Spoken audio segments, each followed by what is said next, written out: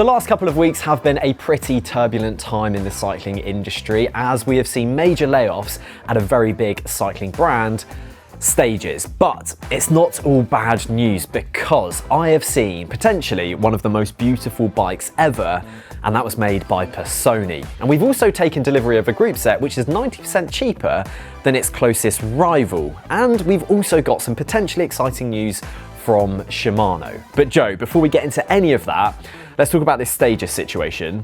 What's been going on? Absolutely right, Sam. Unfortunately, more turbulent news broke from the cycling industry last week.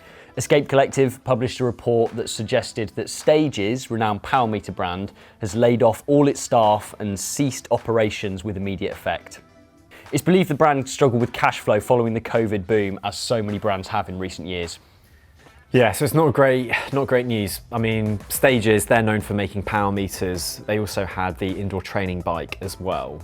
So they are, I mean, arguably you'd say they're quite premium products for the dedicated cyclists. They are, and I think, you know, it's worth remembering about the brand's history. They really did bring power meters to that lower price point. You know, in the early sort of 2010s, bringing a sort of crank-based power meter offering that was able to be retrofitted to a Shimano crank was quite revolutionary, and has been sort of not copied, but has been widely adopted by the entire industry, hasn't it? Because sure. I mean, at the time when they were first around, the only major systems were like SRM, but they were they were £3,000-4,000 for a setup. Really, really expensive. So yeah, Stages really made it a lot more accessible. I mean, arguably now you could say that 4i have done to Stages what Stages did to SRM. I remember in those kind of earlier years, they did have that issue with water ingress. Obviously that issue was then fixed, but I always felt like that kind of created this feeling around Stages of kind of being a little bit unpredictable, or maybe not being as reliable as some other brands. Yeah. Obviously that problem did get fixed,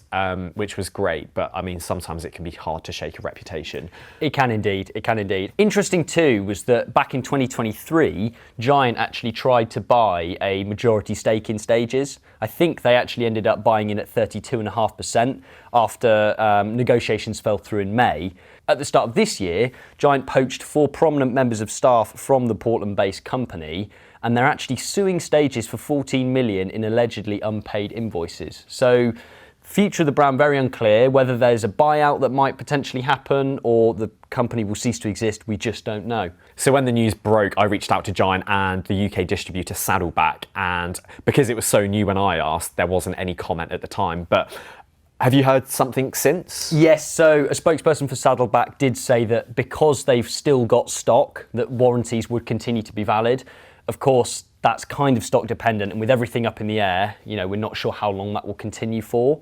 But yeah, it's sad news, isn't it? And yet another sign that times are tough for everybody, but particularly in the cycling industry, it's not an easy time to be in business. Next up though, on some slightly better news, like I said at the very beginning, I saw potentially one of the most beautiful bikes I have ever seen. Now, this came out of a collaboration between Passoni, the Italian bike brand, and Campagnolo. And they came together to create a build which was named kind of Year of the Dragon to celebrate 2024, the Year of the Dragon. And they created 24 of these ultra limited edition bikes. And the custom paint job that's on these things looks absolutely incredible. I'll be honest, I've not always been super kind about the new Campagnolo group set. I think it does look a little bit, it's maybe not got as much flair as group sets of its ancestors, but I do think it suits the frame quite nicely, and it does look really good, but I think the frame is the really key. I mean, that's the really beautiful part about this. Resistance, isn't it? Exactly, thank you, Joe. So yeah, there's a hand-painted dragon in Passoni's signature gold, and when you look really closely at some of the tubing in the red, you can see the carbo titanium weave come through that like deep gloss candy red paintwork. It just looks so pretty. With all of these bikes, even though there's only 24 of them, all of them will of course be made to order and made to spec. And we're told that they're going to include a full Super Record wireless group set, some Bora Ultra C23 wheels, and some Vittoria Corsa tyres. And then the finishing kit, Data handlebars, a Dada fork, and then there's a custom Selle Italia saddle as well. So it's a very Italian bike build. It is, isn't it? Something to behold, as Sam said. It's really nice to see people doing something slightly different with the paint job as well. Something we've seen a little bit in the car industry with sort of like almost dyed weaves. But yeah, no, it looks absolutely stunning, doesn't it? Looks amazing. However, do we have any idea on how much this very Italian hyperbike is going to cost? Yeah, I mean, it's not going to surprise you or surprise anyone at home, but one of these would set you back about 20,000 euros. Or if you just want the frame set, then that would be in the region of about 12,000. But I would say Petty cash. a lot of money. I think what we have to look at this as is a work of art. Yes, it's a bicycle, but it's just so pretty. If I bought one of these, I would be terrified to ride it. That's one for the wall. So, I mean, if you've got the money, then see if you can snap one up. Now, Joe, I can see you've put something on the desk. I'm not too sure what it is. Can you please enlighten me? Of course I can, Sam. This is the Wheeltop EDF Groupset. It is wireless, fully electronic, disc brake, and the retail price for a gear set is 840 euros. That's currently discounted to 740 euros. So that is why earlier in the video we said this was 90% cheaper than its next closest rival, which is probably Shimano's 105 Di2. But there's a bit of a caveat to that, isn't there? Really, because Shimano group sets are sort of like DFS sofas. Bear with me. They're a brand that sells sofas in the UK, famously always on discount. You cannot possibly buy one at full price, and Shimano group sets tend to be the same. Yeah. So on the face of things, we think this seems like a really good value group set. Great. But actually, 105 Di2 at the moment can be found in the UK as a full group set for sort of £840 or around 999 from a couple of different retailers. Yeah. So really, we have to be quite harsh on this because it is a direct competitor. It's not undercutting them on price like Wheeltop was a few years ago. But that said, there are a number of quite interesting features. Okay, yeah, I mean, like you say, I think originally when we kind of first saw this and we saw the price of it, it looked kind of interesting. But when you do consider that 105 Di2 is realistically its closest rival, we can't really give it any sort of special treatment or benefit of the doubt because the fact is actually it's not that much cheaper than what it's going up against. It's not too dissimilar. However, there are a few really interesting things. So the first is that this group set can be set up from 7 to 13 speed because it's not part of any franchise like Shimano kind of needs to upsell you 12 speed or needs to upsell you 11 speed. You could theoretically set this up 7 speed, which makes total sense because at the end of the day, the derailleurs are literally just motors. Yeah. You can control how much they move. So that's really cool. Other thing too is the rear derailleur can handle up to a 36 tooth cassette. Aesthetics wise, definitely comparable to SRAM.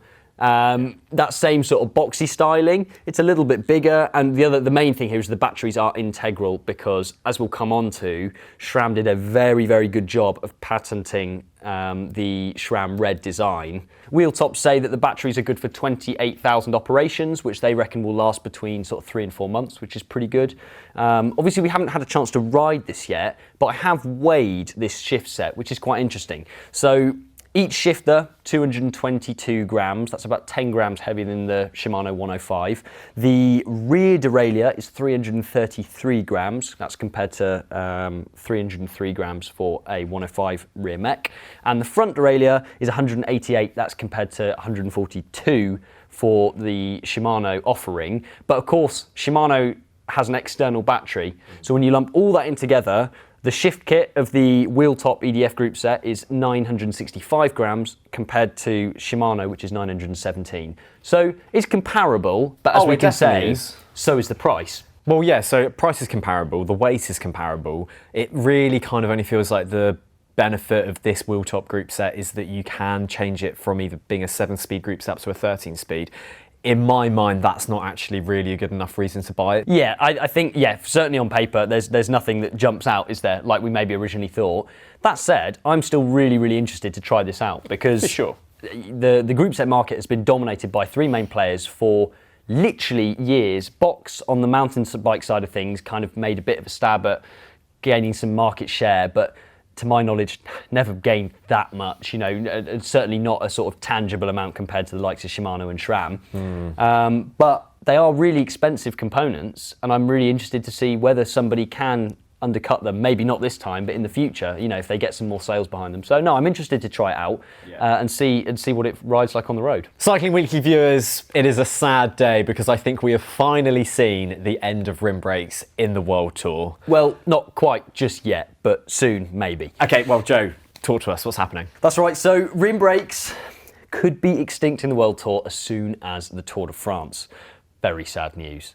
Many of you might not have realised that rim brakes are actually still in the World Tour. You can still find them on one bike, that being the Giant Trinity ridden by Team Jayco Alula. But that is potentially about to change because last week at the Tour de Romandie, Luke Plapp was spotted riding a prototype Giant Trinity and it's finally received disc brake updates. Wow, okay. I mean, obviously that's probably the headline change, but is there anything else about that bike that looks to be interesting on you? Yeah, so there's a number of things that have changed. First of all, from the side profile, very, very similar looking bike. The head tube has got considerably deeper and the fork blades as well considerably deeper again. That's after the UCI relaxed their 3-to-1 ruling, which it's worth remembering that was quite a while ago now, but the Giant Trinity, one of the longest serving bikes in the peloton, so it's actually been a long time since they've updated it. Things change a little bit more when you look at the bike head on. So from the front, their head tube is now more bowed, slightly narrower. As I said, that front fork now protrudes slightly as well, and the fork blades themselves are bowed out a lot. At the rear end though, quite interesting, again, really bowed out seat stays and huge amounts of tyre clearance, it looks like. Oh. It's worth remembering that frame set was hailed by Time Trialists as one of the fastest on the market for quite some time. So clearly, and if it ain't broke, don't fix it approach has been applied. But still some major changes, and the big thing as well, obviously, is those disc brakes. It's going to handle a hell of a lot better, especially on technical riding. Yeah, well, it'll be interesting to see how the squad gets on at the Tour de France, because by that point, I'd be assuming that they're going to have a full fleet of them, and it won't just be Luke who's riding one. So, yeah, very interesting. Now, we mentioned earlier that back in the day, SRAM did a very good job of patenting their SRAM Red ETAP control system, but also the wireless technology. And we mentioned that it's been quite tricky for other companies to have sort of come up with workarounds for that. But Shimano, it looks like, might be turning the tide on that slightly. What can you tell us? Yeah, absolutely. So we saw that Shimano has filed for a patent which looks to be a fully wireless group set. Now, so far, as I'm sure many of you will know, both of the derailleurs are linked together to a single battery. But the documentation that we've seen does make it look like that could change and it could go to a fully wireless group set where each derailleur has its own electronic power source. Now, we don't know how they're going to go about this so that they can operate in the same world as SRAM. I'm going to guess that those batteries won't be interchangeable. And I also wonder, will those batteries be removable? Could we be looking at something similar to the Wheeltop Groupset that we had on the show earlier? For sure. I think the image sort of shows dotted lines around where the electric power supply is, doesn't it? So I think potentially it looks like they could be integral, which would sort of get around the issues that actually Campagnolo struggled with. They don't have two matching batteries, front and rear. They're not interchangeable.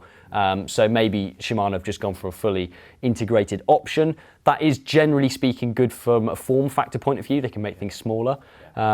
But yeah, the other thing I thought that was quite interesting on that patent, they also worked into the legal documentation a design where the derailleurs would still be connected to a singular battery. So I would imagine potentially this is kind of a bid to try and secure as much intellectual property as possible before they maybe then actually put anything into production. Yeah, that does make sense. And plus, you also just don't know what Shimano is going to be planning in terms of different ranges and different product families and what they're going to kind of maybe reserve for the higher end and maybe make more available to the lower end. So yeah, I just think it's very interesting to see because, I mean, as much as I love a Di2 system, I do love the ability to switch batteries and take batteries on and off a SRAM group set. Like, that is really nice. And to charge them separately, not having to bring your bike to a power source to charge it up is amazing.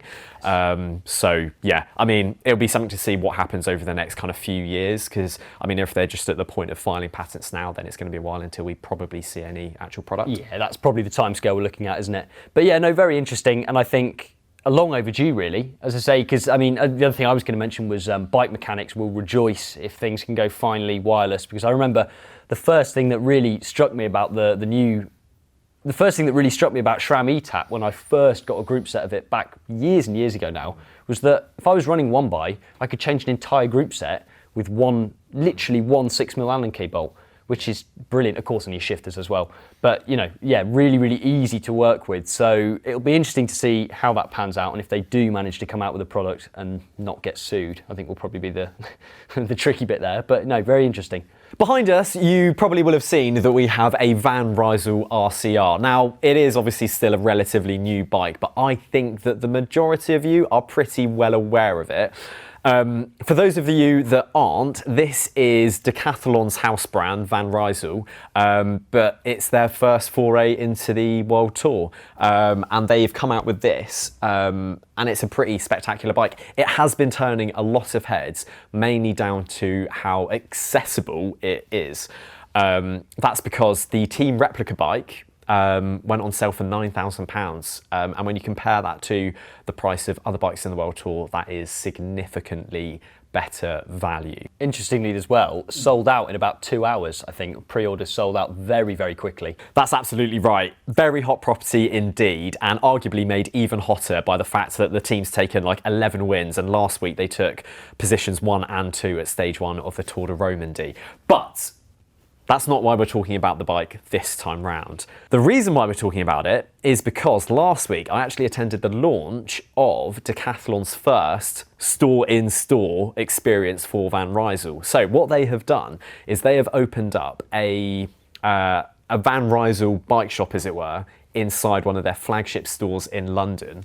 And I have to tell you, they have done an incredible job. The attention to detail that went into that build of that place is absolutely fantastic. And what I will say, it was really, really cool to be able to see the entire Van Rysel range in one place and actually kind of get hands-on with it all.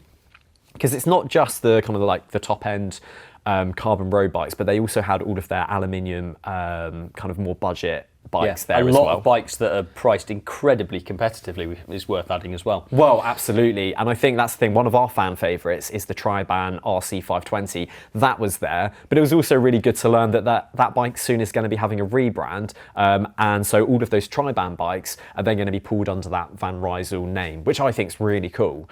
One of the things that did stand out to me and did make me chuckle is that because they, of course, sell a lot of parts and accessories, they had all of the bottles from all of the World Tour teams. I just thought that was funny. For a company that has put so much money into one team, I love the fact that you can go into a Decathlon and buy an Ineos Grenadiers bottle. But anyway, one thing that obviously really stood out as well was their range of clothing. It is extensive. There is a lot of it, and the prices, again, like everything else with Van Rysel, really good value.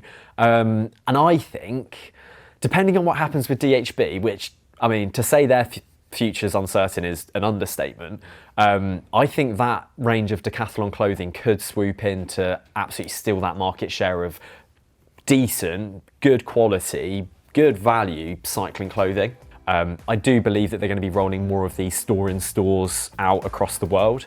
I think their hit list, I think they're going to potentially do something in Asia, potentially something in North America, pose a lot of value, and they're quite interesting because it's not just a place to buy a bike. You can also get a bike fit, and they've also got a workshop where they send some of their best mechanics. So yeah, I've got to say, I'm absolutely loving what Decathlon's doing in the space and how they're investing in this part of the market, because it's not really been done for it feels like a really long time. The only thing I question is, especially when looking at the kit, is how people are gonna take it in and adopt it compared to brands like Rapha, MAP and Panormal. It might be half the price, but will it be adopted en masse like the other brands? I don't know. That's up to you guys, so let us know down below. Would you buy Van Rysel kit as opposed to some Rapha kit?